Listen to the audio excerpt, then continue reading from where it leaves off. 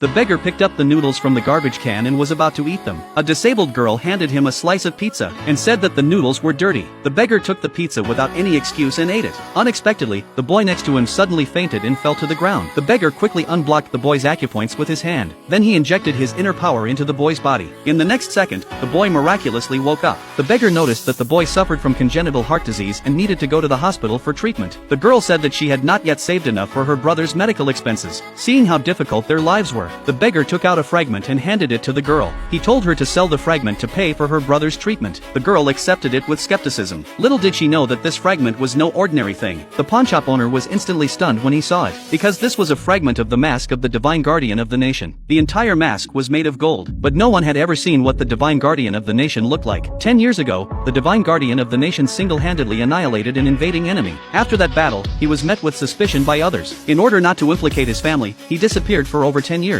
Until one day, 10 years later, the girl who was passing by formed a fateful bond with the divine guardian of the nation. It was precisely this fragment that brought him back into the public eye. The commander saw the fragment and immediately sent people to search for the divine guardian of the nation. The girl sold the fragment and then found out that it was actually worth $1 million. She finally had enough money to have surgery for her brother. Unexpectedly, at that moment, they were targeted by gangsters. Only because the brother's genes matched those of the son of a female gang leader. The gangsters planned to kidnap the boy. This scene was caught by the beggar, who intervened to stop it. The gangsters stepped forward and advised the beggar not to meddle. The beggar was caught in a dilemma. If he intervened, his identity would definitely be exposed, drawing the wrath of his enemies. But watching the boy being abducted, he felt as if he was seeing his daughter being kidnapped all those years ago. In an instant, he could no longer control his body. He loudly warned the traffickers to release the boy. The beggar's voice echoed across the land, deafening. Even a true dragon vortex appeared from the sky. Meanwhile, the beggar's daughter, who had been kidnapped years ago, was searching for her father. Seeing the true dragon vortex not far away, she immediately rushed over to check it out. The divine guardian of the nation's subordinate also noticed that his master had finally appeared. Just as everyone rushed over, the female mafia leader, upon learning that the kidnapping of the boy had failed, became instantly furious, because no one had ever dared to oppose her in such a way. Then she drove toward the siblings. Fortunately, the beggar saved them. The girl wanted the beggar to protect them,